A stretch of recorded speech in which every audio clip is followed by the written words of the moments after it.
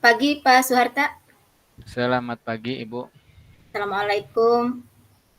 Waalaikumsalam warahmatullahi wabarakatuh.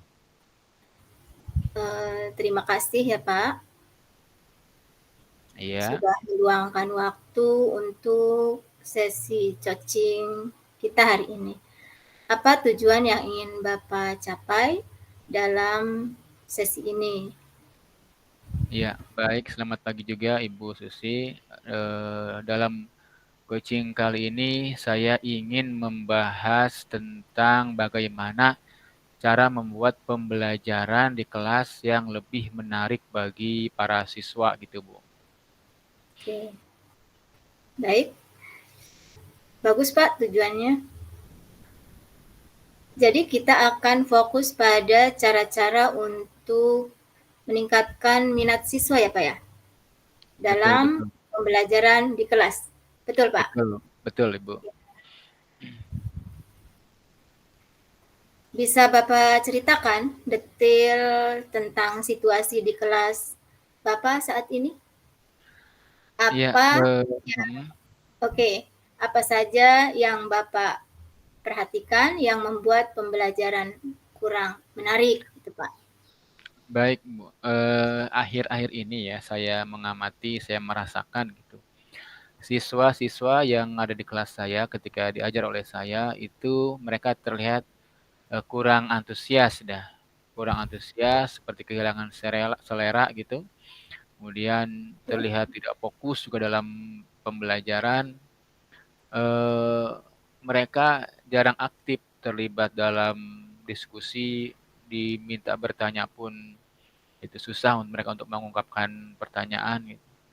Bahkan di antara mereka kadang-kadang suka berbicara dengan temannya sendiri ya, bukan Hmm. memperhatikan saya gitu. Ya. Nah, menurut Bapak, mengapa hal ini bisa terjadi? Saya rasa itu terjadi karena mungkin metode ya, metode pembelajaran yang saya gunakan itu kurang menarik di mata mereka, kurang variatif gitu, cenderung apa monoton lah gitu. Saya kira mungkin itu ya ininya penyebabnya. Ya, menurut Bapak, metode yang Bapak terapkan pada murid monoton gitu ya, Pak ya? Sehingga Menurut saya murid ya, betul, menurut saya seperti itu, diharuskan. Bu. Mm-mm. Menurut saya seperti itu, Bu. Jadi kurang menarik lah bagi mereka. Terus, apakah ada metode tertentu yang sudah Bapak coba untuk meningkatkan minat siswa tersebut? Eh, saya coba ya, yang selama ini kan saya menggunakan metode ceramah dan kadang-kadang saya beralih ke diskusi kelompok ya. Tapi saya merasa hasilnya belum memuaskan lah, belum belum memuaskan saya gitu. Bahkan Oke, ketika saya menggunakan metode diskusi kelompok gitu ya, itu terlihat sepertinya mereka ya menggeser tempat duduk gitu, lalu agak ada ekspresi kecewa, bahkan ada yang mengatakan juga malas dengan diskusi kelompok gitu. mhm, ya.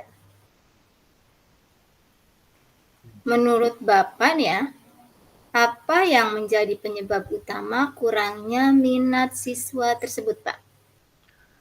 Eh Mungkin tadi itu ya, ada metode-metode yang masih monoton ya, kurang kurang melibatkan peran siswa dalam kegiatan pembelajaran itu. Nah, saya sebagai seorang guru juga eh, itu lebih lebih banyak aktif sendiri. Jadi di kelas itu ketika mengajar kegiatan pembelajaran banyak yang didominasi oleh apa yang saya katakan, apa yang saya lakukan gitu. Sementara murid-murid itu lebih banyak hanya sebagai pendengar saja, sehingga saya kira ini yang memicu kebosanan pada mereka gitu. Ya, karena Bapak mempergunakan metode ceramah tadi ya, Pak ya, Betul, dengan betul. metode diskusi tersebut ya. Lalu apa yang sudah Bapak pikirkan untuk mencari jalan keluar permasalahan ini, Pak?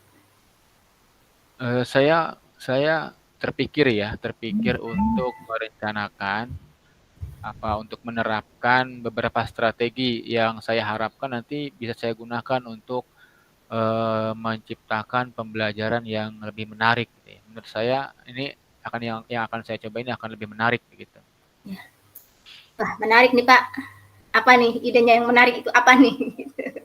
Nah, saya kira nih apa namanya metode atau model pembelajaran yang perlu saya coba untuk menciptakan suasana yang lebih menarik, menantang bagi siswa itu saya perlu melaksanakan pembelajaran dengan metode proyek deh.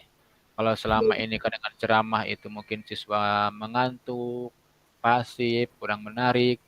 Saya harap dengan metode berbasis proyek ini diharapkan nanti keterlibatan siswa semakin jauh gitu ya, semakin dominan gitu.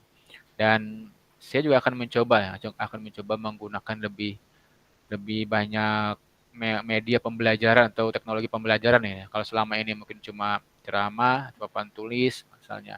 Saya akan coba juga menggunakan video pembelajaran, kemudian PPT gitu untuk lebih menciptakan suasana yang lebih menarik buat siswa gitu, Bu. Ya, oke. Keren Pak, ide yang bagus. Bagaimana strategi yang akan Bapak ambil untuk membuat rencana ini? Bisa lebih konkret gitu Pak. Misalnya kapan ini metode ini akan Bapak coba? Iya, mungkin saya akan memulai dengan proyek-proyek yang sederhana lah gitu ya. Proyek-proyek sederhana, tema-tema tentang proyek, tema-tema yang berbasis proyek yang sederhana dulu deh. Biar nanti namanya juga kan percobaan ya, uji coba. Saya ingin yang lebih sederhana dulu biar saya mudah untuk memulainya gitu. Dan mungkin minggu depan saya akan mulai merencanakannya. Kemudian minggu depannya lagi baru bisa saya aplikasikan di kelas. Jadi 2 minggu ke depan saya sudah bisa, insya Allah sudah bisa mengaplikasikan di kelasnya. Oke, bagus Pak, hebat. Sekarang langkah-langkahnya Pak, apa yang akan Bapak terapkan langkah-langkah untuk menerapkan metode tersebut? Ya, pertama saya membuat rencana dulu, kan seperti pada umumnya. Semua itu dimulai dari rencana ya. Saya akan rencanakan dulu, saya akan buat RPP-nya dulu yang berbasis proyek ya. Kemudian nanti ketika proyek akan dimulai, saya akan membagi siswa ya, beberapa kelompok kecil gitu menjadi beberapa kelompok kecil dan lalu saya akan membuat juga skenario pembelajarannya supaya mudah dipahami oleh siswa. Aturan-aturannya dalam dalam pembelajaran berbasis proyek ini seperti apa. Nanti setelah semuanya siap, baru nanti saya pelurkan di kelas, saya laksanakan di kelas gitu, Bu. Oke, itu ya Pak, langkah-langkahnya ya. Ya, Bagaimana Bapak akan mengukur keberhasilan dari metode baru ini Pak? ya, saya sih sebagai seorang planner gitu ya dalam hal ini, itu ingin ingin sekali proyek ini, rencana saya ini berhasil gitu ya. Dan untuk mengukur, sejauh mana keberhasilan rencana saya ini, sejauh mana keberhasilan proyek saya ini, perubahan-perubahan yang saya rencanakan ini, itu saya bisa amati nanti dari tingkat antusiasme siswa dalam pembelajaran saya. Nah, semakin antusias siswa dalam pembelajaran, semakin tingkat keberhasilan semakin bagus berarti. Semakin banyak keterlibatan siswa, itu berarti perubahan yang saya lakukan itu semakin berhasil gitu, Bu. Nah, nanti itu kan nanti akan ada di akhir pembelajaran akan ada umpan balik dari siswa gitu ya. Gitu, Bu.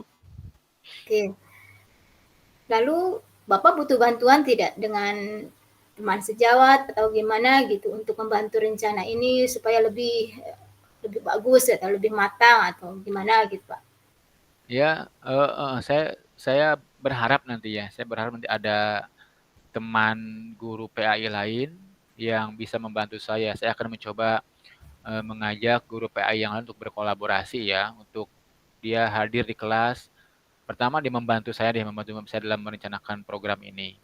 Kemudian setelah program direncanakan, sudah jadi gitu, saya berharap dia nanti bersedia untuk mendampingi saya di kelas, untuk mengamati proses pembelajaran yang saya lakukan. Nah, dari situ nanti saya bisa meminta masukan kepada teman saya itu, bagaimana perkembangan, bagaimana apa namanya proses pembelajaran yang saya laksanakan, apa kekurangannya, apa kelebihannya, gitu Bu.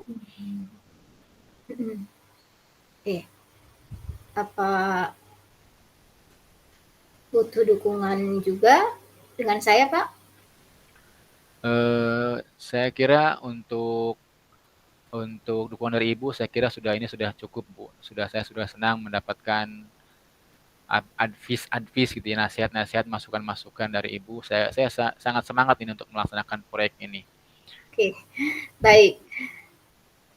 Kira-kira kapan ya kita bisa bertemu lagi untuk mengevaluasi hasilnya ini, Pak? Karena excited sekali ya.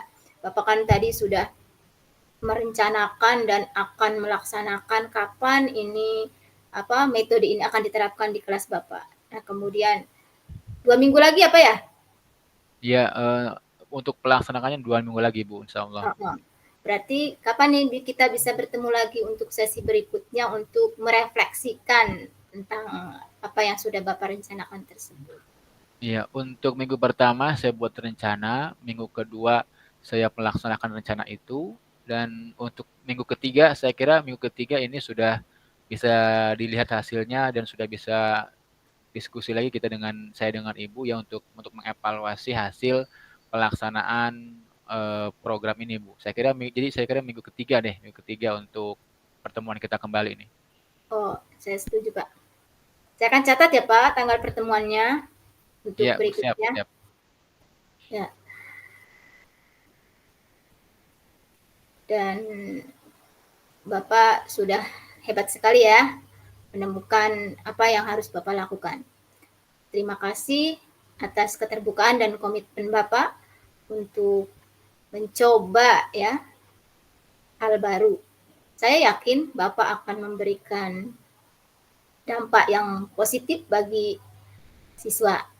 Saya sangat menghargai semangat Bapak untuk meningkatkan kualitas pembelajaran di kelas tersebut. Baik, terima kasih juga Bu Susi yang sudah bersedia mendengarkan curhatan saya kali gitu ya. Ya, Bersedia sama-sama Pak. mendengarkan problem-problem yang saya hadapi, kemudian juga bersedia untuk memberikan dorongan-dorongan kepada saya sehingga saya bisa mendapatkan jalan keluar dari Ya, problem-problem yang saya hadapi selama ini. ya. Terima kasih Pak. Sampai jumpa. Terima kasih juga Bu Assalamualaikum. Susi. Sampai jumpa. Waalaikumsalam warahmatullahi wabarakatuh.